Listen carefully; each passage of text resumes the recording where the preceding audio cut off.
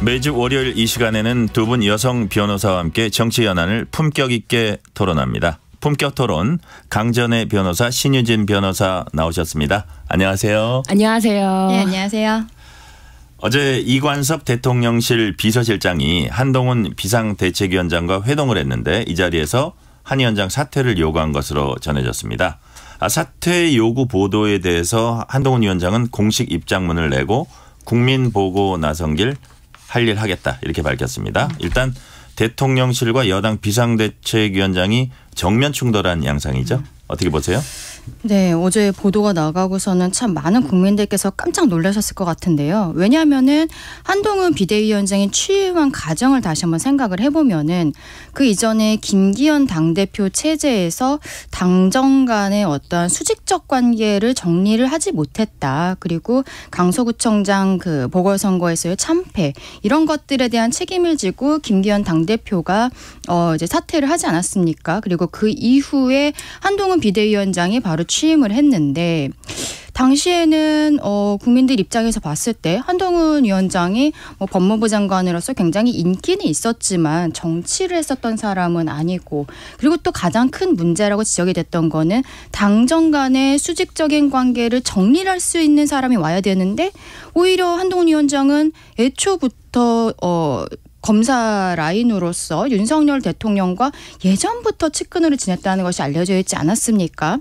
그래서 이게 과연 가능할까? 이런 생각을 했는데 어제 보도 내용에 따르면은 오히려 그렇게 측근으로서 너무 대통령의 말만 이제 따를까 봐 우려를 했던 것이 그게 아니라 오히려 대통령과 지금 사이가 완전히 틀어진 것으로 보도가 되었잖아요.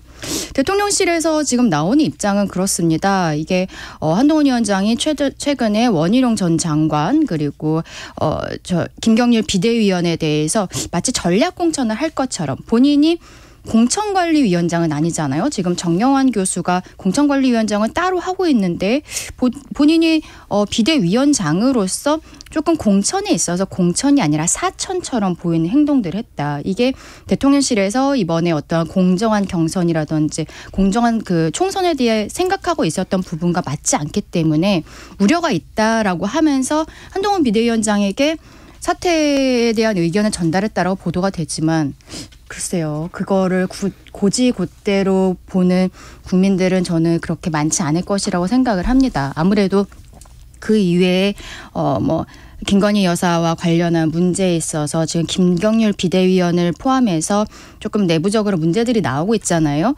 거기에 대해서 한동훈 위원장이 용산이 생각하기에 정확하게 그 소리들을 잠재워주지 않았던 부분 이런 것이 문제가 되지 않았을까라는 의혹들이 있는데 결과적으로는 한동훈 위원장이 본인이 사퇴할 생각 없다. 계속 가겠다라고 지금 한 거 아니겠습니까? 오늘 국민의힘에서는 아마도 의원총회 같은 것을 열어서 또 중지를 모을 것으로 보이지만 한동훈 위원장이 여기에 대해서 어떠한 본인이 잦은 사퇴를 하는 형태를 하지 않는다면은 현실적으로 지금 총선이 한 80여일 남아있는 상황에서 또 비대위원장을 바꾸고 이런 것들도 쉽지 않을 것이죠. 근데 대통령의 지지율이 그렇게 높지 않은 상황에서 한동훈 위원장이 취임을 한 이후에 당의 지지율 그리고 한동훈과 이재명의 약간 양강구도로서 이미지화되는 것들이 분명히 총선 과정에서 조금 플러스되는 부분들이 있었거든요. 그래서 저는 오히려 이 부분에 있어서 대통령과의 관계에 있어서 한번 본인이 치고 올라가는 것 그리고 공정한 부분에 있어서 공천 자신이 제대로 하겠다. 오히려 윤심과 차단하겠다라고 한동훈 위원장이 강한 스탠스를 취해주면은 이거는 국민의힘에서는 호재로 작용할 수 있다. 전 그렇게 생각합니다. 그렇게 보세요. 신 변호사님. 지금 딱 한 달째 되는 날이었거든요. 비대위원장 취임한 지. 그런데 이렇게 사퇴 요구가 나온 배경에 대해서 한동훈 법무부 장관 시절이던 2023년 12월 6일에는 그 김건희 여사 명품백 수수에 대해서 언론 보도 상세하게 나오지 않아 잘 모른다라고 했다가 지난 18일 비대위원장으로 대회 나서죠. 18일에는 전후 과정에 분명히 아쉬운 점이 있을 것, 국민들이 걱정하실 만한 부분이 있다라고 이제 미묘하게 입장을 약간 전환했단 말이에요. 그런데 19일 오늘에는 국민의 눈높이에서 생각할 문제라고 하면서 좀 더 이제 국민들의 마음에 접근하려는 그런 말을 했고, 또 무엇보다 김경률 비대위원이 뭐 이 6글자에 대해서는 말할 수가 없다. 김건희 리스크라는 말이 있고 이것이 존재한다. 그러면서 김경률 비대위원이 좀 굉장히 강도 높게 대통령 부부가 또는 대통령 부인이 바짝 엎드려서 사과해야 한다. 이런 발언을 또 방송을 통해서 했단 말이에요.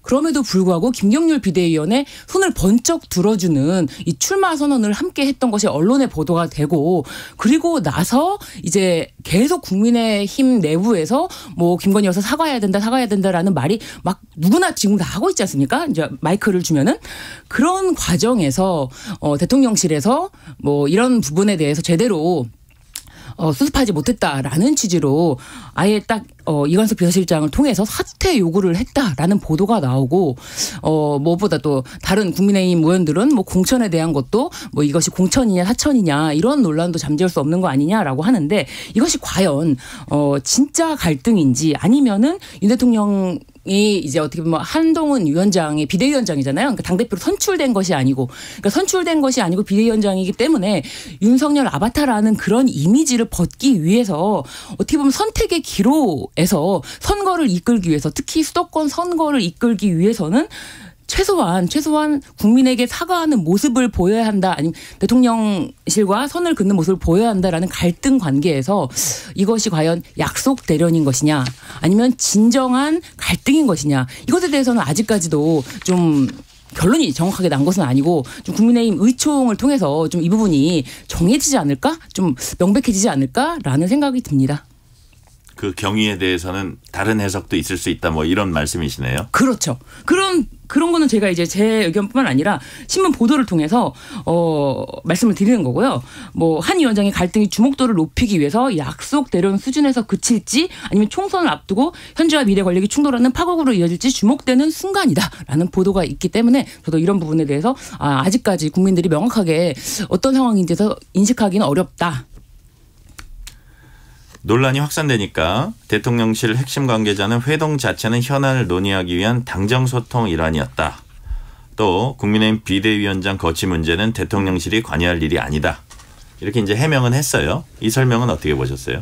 그거는 굉장히 공식적인 그냥 다듬어져 있는 설명이라고 생각을 하고요. 현안이라는 것이 무엇이 있겠습니까? 뭐 비대위원장의 거취도 현안이고 김건희 여사에 대한 부분을 이야기하는 것도 현안이잖아요. 그거를 그냥 뭉뚱그려서 이야기한 것이라 생각을 하고요. 근데 지금 이 정도 보도가 나간 이후에 특별히 대통령실에서 더 뭐 여기에 대한 뭐 사실관계를 밝힌다거나 그렇게까지 할 필요는 없을 것 같습니다. 결과적으로 오늘 이제 국민의힘 원내에 있는 의원들의 의견을 한번 들어보는 과정이 있을 것이고, 또 한동훈 위원장이 뭐 오늘이든 내일이든 간에 본인이 앞으로 더 그립을 잡고 나가는 것에 대한 분명히 의사표현이 있을 거라고 생각을 해요.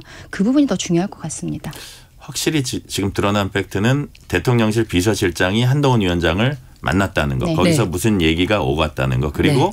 거기에 대해서 한동훈 위원장이 자기는 계속하겠다. 이거는 이제 확실한 팩트인 것 같습니다. 네. 이 와중에 대표적 친윤계 인사들이 김건희 여사가 사과해서는 안 된다 이렇게 목소리를 높였어요. 이용 의원은 사과하는 순간 민주당이 달려들어서 만신창이를 만들 것이다. 이런 취지 얘기를 했고, 용어는 좀 다른 용어를 썼는데 제가 상당히 이거 순화한 겁니다.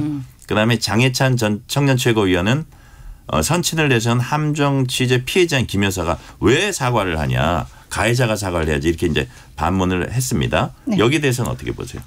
저는 기본적으로 사과를 해야 되는 부분인가에 대해서는 조금 의문을 갖고 있습니다. 어떤 게 있냐면은 이제 보도도 되었지만 김건희 여사가 그 명품 가방을 받은 경위를 보면은요, 두 가지 면에서 나눠서 생각을 해야 될 것 같아요. 일단은 받은 부분, 그리고 몰래카메라로 찍혀있던 부분. 지금 이제 국민의힘 쪽에서 좀 강성으로 이야기하시는 분들이 얘기하는 거는 몰래 찍힌 부분에 있어서 이거 피해자인데 왜 피해자가 사과해야 되냐라고 강하게 이야기를 하시는 것이고, 그리고 이제 민주당 쪽에서 이야기하고 있는 것은 가방을 받지 않았냐, 왜 거기에 대해서 사과하지 않느냐라고 이야기하고 있는 것이죠. 근데 가방에 대해서 지금 대통령실에서 나온 해명을 보면은요, 여기에 대해서 현실적으로 돌려주는 것이 어려운 부분이 있어서 절차에 따라서 대통령실에서 이것을 보관을 하고 있다라고 이야기를 하고 있는 것이죠. 근데 거기에 대해서 그렇다면 민주당이 제대로 보관하고 있는지도 확인을 해야 되는 거 아니냐, 좀 더 상세하게 얘기해야 되는 거 아니냐라고 얘기하는데 거기에 대한 어떠한 법적인 부분에 있어서의 문제는 저는 아니라고 생각을 합니다.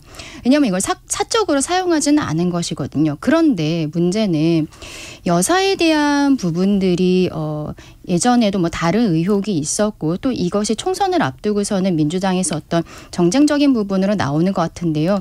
몇 가지 사건들이 있잖아요. 뭐 쌍특검법에 있어서도 여사의 주가 조작 의혹이라든지 이걸 다시 수사해야 되냐 마냐 이런 얘기도 있고 이런 것이 있다면 결과적으로는 여사 본인이 저는 요 명품백 사건에 대해서 사과할 것은 아니라고 생각을 합니다만 우리가 대통령은 국민들께서 직접 선출을 한 거잖아요.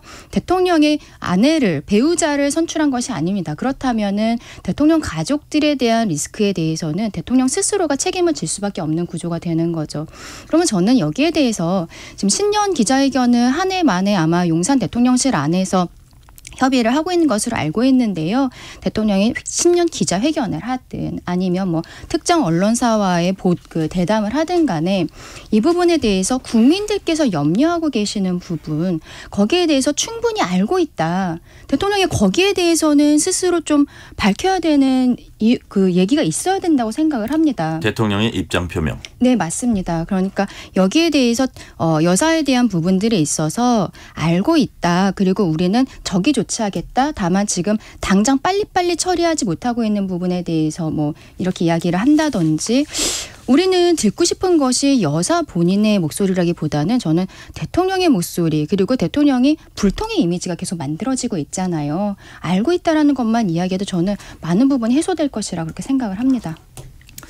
그런데 이제 말씀하시는 과정에서 이 명품백 수수한 것에 대해서 돌려주는 것이 어렵기 때문에 보관을 하고 있다라고 말씀하셨는데 이 수수 과정에 대해서 정확하게 좀 다시 한번 살펴보면은 이 수수하기 전에 이 디올백이라고 할게요. 디올백이라는 사진을 먼저 촬영을 해서 이제 카카오톡 메신저로 전송을 해요. 이것을 전달해 드리겠다. 선물이다라고 먼저 전달을 메신저로 한 후에 만났고 그것에 대해서는 그 경호에서 이제 가서 보안 검색까지 통과한 후에 그 사무실에 두고 그것을 이야기를 합니다. 그리고 왜 이런 것을 들고 오셨나요? 아유 다음에는 이런 거 가져오지 마세요라고까지 말을 했고 돌려주고자 했다면은 아니면은 받지 않고자 했다면은 처음에 사진을 전송했을 때부터 이런 것은 가져오시면 안 됩니다라고 했다던가 아니면 그 자리에서 돌려줄 수도 있고 아니면은 본인이 직접 그걸 갖고 온 사람 민망하니까 뭐 바로 돌려주지 못하더라도 그 보안 검색까지 통과돼서 그 안에 뭐가 들어있는지까지 다 확인이 된 상태지만 그럼에도 불구하고 비서들을 통해서라도 돌려줄 수가 있는 것이고 이것이 보관되어 있다. 이게 사적으로 받은 것이 아니다라고 하는데 이것은 엄연히 코바나 컨텐츠에서 수수가 된 것이고요. 이것이 절대 대통령 영부인의 지휘에서 공적으로 받은 어떤 선물 목록에 포함되는 그런 것이 아니거든요. 그리고 돌려주는 것이 어려웠다라고 하기에는 2022년 9월에 선물을 수수했는데 명품백을 수수했는데 이게 이제 드러난 것은 2023년 11월이란 말입니다. 굉장히 오랫동안 1년이 넘는 기간 동안 가지고 있었고 지금까지도 여전히 가지고 있다라고 하는 게 국민들이 납득할 수가 없다라는 것이죠. 이른바 윤심 논란을 차단한다는 의미에서 한동훈 위원장이 공천도 공관위원장과 함께 비대위원장인 자신이 직접 챙긴다고 말을 했어요. 그러니까 그때 이제 기자회견 자리였나요? 그 하면서 기자들의 질문에 답을 하면서 아니 뭐 이런 지금 뭐 그 공천관리위원회 누가 있고 뭐 이런 질문을 받으니까 이른바 이제 윤심이 작용하는 거 아니냐? 그건 아니다. 하면서 근데 사실 공관위원장은 따로 있잖아요. 근데 비대위원장이 챙기다 그러니까 그 말만 따서 하면 비대위원장이 왜 저기에 관여를 하지 하는데 어쨌든 그런 차원에서 얘기는 시작한 것 같아요. 근데 그런 상황에서 김경률 비대위원을 특정 지역구에 이제 소개를 하니까 그게 좀 더 논란이 된 것 같습니다. 이 부분은 어떻게 보세요?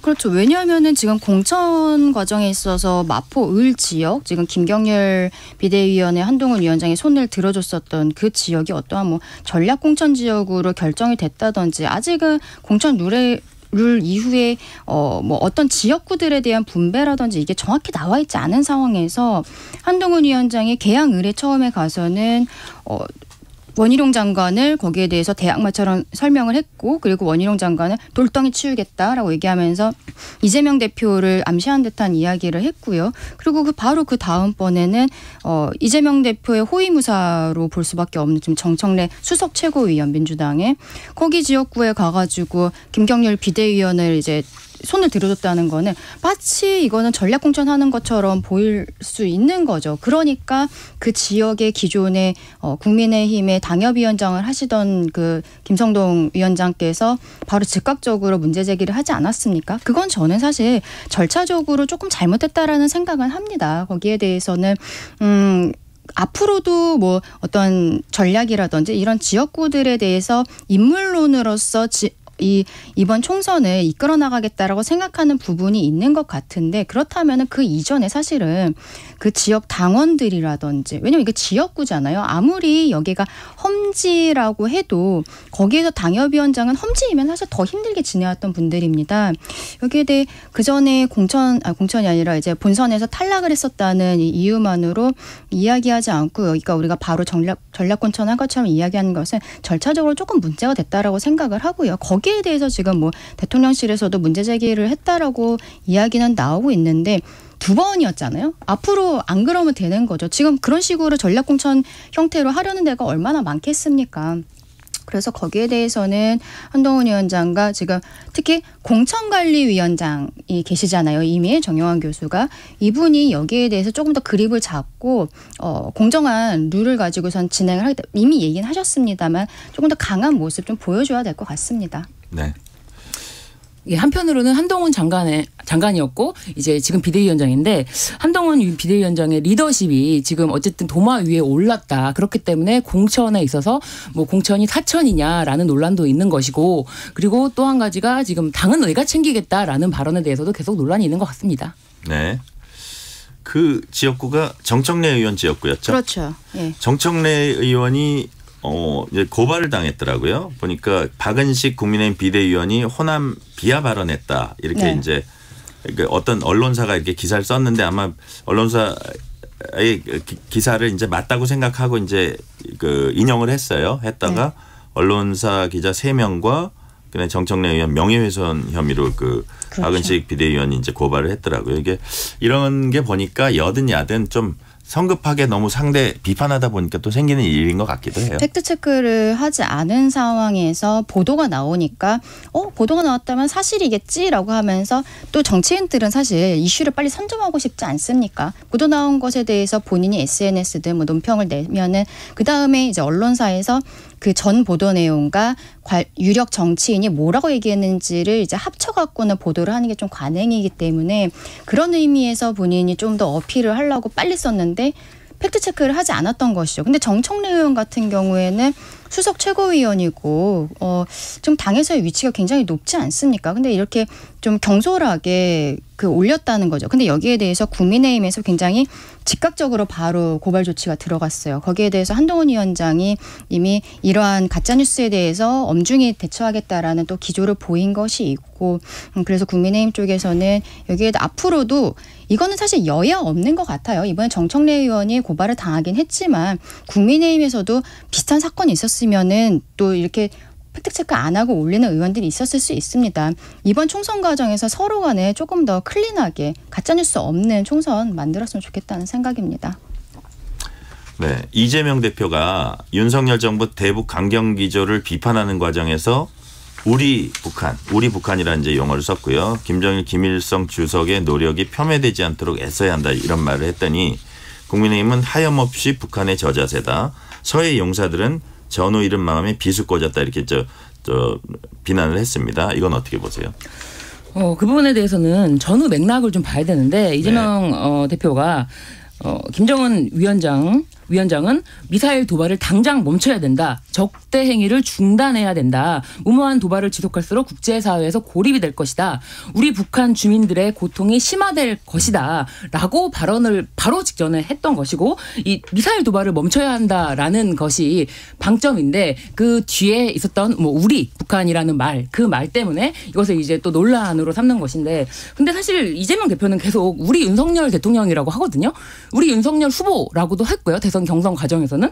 그런데 그 당시에 뭐 예를 들면은 상대 당인데 왜 우리 윤석열 후보, 왜 우리 윤석열 대통령 이렇게 말을 하느냐, 이런 지적이라든지 이런 건 하나도 없었거든요. 그것에 대해서는 그냥 우리라는 말이 어떻게 보면 이재명 대표의 그 말 습관에서도 비롯된 것일 수도 있는데, 그 우리 북한 주민이라는 그 맥락에서 그런 말이 나왔던 것으로 저희는 보여지는데, 그 부분에 대해서는 계속 뭐 친북 성향이 드러났다라는 식으로 이제 비판을 하고, 이것에 대해서도 대대적으로 이제 비판의 목소리가 있는데, 윤석열 대통령도 16일에 북한 주민은 우리와 똑같은 권리를 누릴 우리와 같은 민족이라고 또 발언을 했습니다. 이번에 대해서 북한 주민 측면에서 발언을 하다가 확산된 것이 아닌가 하는 생각이 듭니다.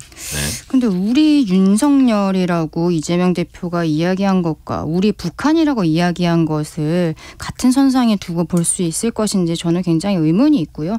어쨌든 대한민국 헌법상으로 지금 북한 같은 경우는 우리가 국가로 인정하는 것이 아니라 헌법상 우리 대한민국의 영토는 한반도 전체에 되어 있고, 그리고 거기에 대해서 반국가 단체로서 북한이 지금 북한이라고 하는 지역을 불법 점유를 하고 있는 상황이거든요. 하지만 우리가 뭐 앞으로 평화 통일을 지향해야 되는 그런 동반자적 관계라는 것도 당연히 인정은 해야 될 것입니다. 하지만 그런 상황에서 우리 북한? 그거는 굉장히 우리 대한민국 국민들의 전혀 그 대북관에 맞지 않는 표현이라고 생각을 하고요. 또 하나 얘기하고 싶은 건 우리 북한이라는 표현만 쓴 게 아니라 김정일 또 김일성 주석의 노력이 폄훼되지 않도록, 훼손되지 않도록 애써야 할 것이라고 이야기하고 있습니다. 김정일, 김일성 주석의 노력이 폄훼되지 않도록, 이것이 대한민국 야당 대표가 할 표현인지 저는 굉장히 의문이 있어요. 우리가 그동안에 뭐 북한이 얼만큼 노력했는지 저는 굉장히 좀 부정적으로 봅니다만, 뭐 그건 개인적인 생각이고요. 이렇게 공당의 대표가 공식적인 자리에서 이렇게 얘기를 했다는 건 저는 대북관에 있어서 굉장히 큰 문제가 있다라고 생각을 합니다. 이명백 민주당 공천관리위원장이 차별하는 공천 강조하면서 이재명 대표와 이른바 돈봉투 사건에 연루된 의원들에 대해 무죄 추정 원칙 적용하겠다 이렇게 했고요. 또 하나는 586 세대 중진들에게 일괄적 불이익, 즉 페널티 주지 않겠다고 밝혔어요. 왜 그랬을까요? 이건 아무래도 이재명 대표가 1심에서 지금 선고를 받은 것은 아니고 이런 것들이 있으니까 이재명 구하기를 하려면 비슷한 상황에 있는 다른 출마 예정자들에 대해서도 같은 기준을 적용을 할 수밖에 없는 거거든요. 그런데 여기에 대해서는 저는 무죄 추정의 원칙을 적용한다는 것은 법조인으로서 뭐 어느 정도 수긍하는 부분이 있습니다. 다만 여기에 있어 이번에 만약에 이재명 대표뿐만이 아니라 돈봉투 의혹에 연루되어 있는 의원들, 그리고 황운하 의원이라든지 이런 분들이 있지 않습니까? 재판 중인 의원들. 이 사람들이 만약에 다음번 총선에서 당선이 돼서 원내에 진입을 했을 때, 원내에 진입한 이후에 만약에 유죄 판결을 받았다. 그렇게 되면 거기에 대한 정치적인 책임이 발생할 수밖에 없거든요. 그 정치적인 책임에 대해서는 이재명 대표와 그 지도부가 오롯이 져야 될 것이다. 그렇게 생각을 합니다. 어차피 공천이라는 거는 경선을 통해서 이제 당원 그리고 국민투표를 통해서 결정이 되는 건데, 그 경선 과정에서 컷오프라고 하는 아예 그냥 경선 아예 배제시켜버리는 그런 방식으로 할 경우에 더 많은 민주당원이라든지 국민들에게 납득할 수 없는 그런 이유, 설명할 수 없는 이유에 대해서 아예 차단하는 것보다는 열린 그 경선의 기회를 보장하는 것이야말로 공정한 경선, 공정한 공천을 위한 길이 아닌가. 그렇기 때문에 그런 원칙적인 말을 한 것이 아닌가 싶습니다. 근데 여기에 대해서 한 명의 예를 들어보자면 이제 노웅래 의원의 경우에 얘기를 해보면은요, 이분이 그 돈을 받은 적이 없다라고 이야기하는데 또 1심 재판부에다가는 당시에 돈을 받은 것은 맞다라는 의견서를 이미 제출한 것이 밝혀졌다는 것이죠. 그렇다면 지금 최근에 민주당에서는 검증위원회라고 해서 공천 전 단계에서 어떤 정량적인 부분을 평가하는 게 있었는데, 여기에 있어서는 말씀하신 것처럼 무죄 추정의 원칙 같은 거를 해서 통과할 수 있지만 그 이후에 본격적으로 공천심사위원회에서 이제 다루게 되지 않습니까? 여기에서는 정성평가가 들어가는데 주관적인 평가들이 들어가는 것이죠. 여기에서 지역 구민들의 의견이라든지 그 이상의 그 민주당에서 봤을 때 정성평가에 있어서 분명히 이런 부분들은 좀 적용이 돼야 될 것 같고, 그리고 이런 것을 적용을 하지 않고 바로 공천이 된다면 거기에 대한 정치적인 책임은 분명히 져야 될 것이다. 네, 근데 지금 한동훈 위원장 얘기가 속보로 들어와 있는데요. 한동훈 위원장이 당은 당의 일, 정부는 정부의 일을 하는 것이다. 내 임기는 총선 이후까지다. 이렇게 말을 했다고 하네요. 여기 대해서 짤막하게만 한 말씀. 근데 좀 전에 말씀하신 노웅래 의원에 대해서 말씀을 드리자면 그분 지난 시간에도 이제 뇌물이라고 말씀을 하셨는데 그분은 아니고 정치자금이라는 것이고 정치자금이라는 걸 수수했을 경우에 어떤 경위인지는 재판부에서 밝혀질 것입니다. 그리고 한동훈 위원장은 지금 원칙적으로 사퇴 요구에 대해서 이제 뭐 인정도 부정도 안 하는 그 취지를 보면은 본인의 일을 하겠다. 그러니까 비대위원장으로서 선거를 잘 이끌겠다. 선거가 끝나면 사라지겠다라는 입장으로 어떻게 보면은 딱 이제 배수진을 친 게 아닌가 싶습니다. 그렇군요. 한동훈 위원장이 출근길에 선민우사 임기는 총선 이후까지라면서 계속 가겠다. 그 위원장으로서 책무를 수행하겠다는 얘기를 전해드리면서 오늘 품격토론 여기까지 듣겠습니다. 강전혜 변호사, 신유진 변호사였습니다. 감사합니다. 감사합니다.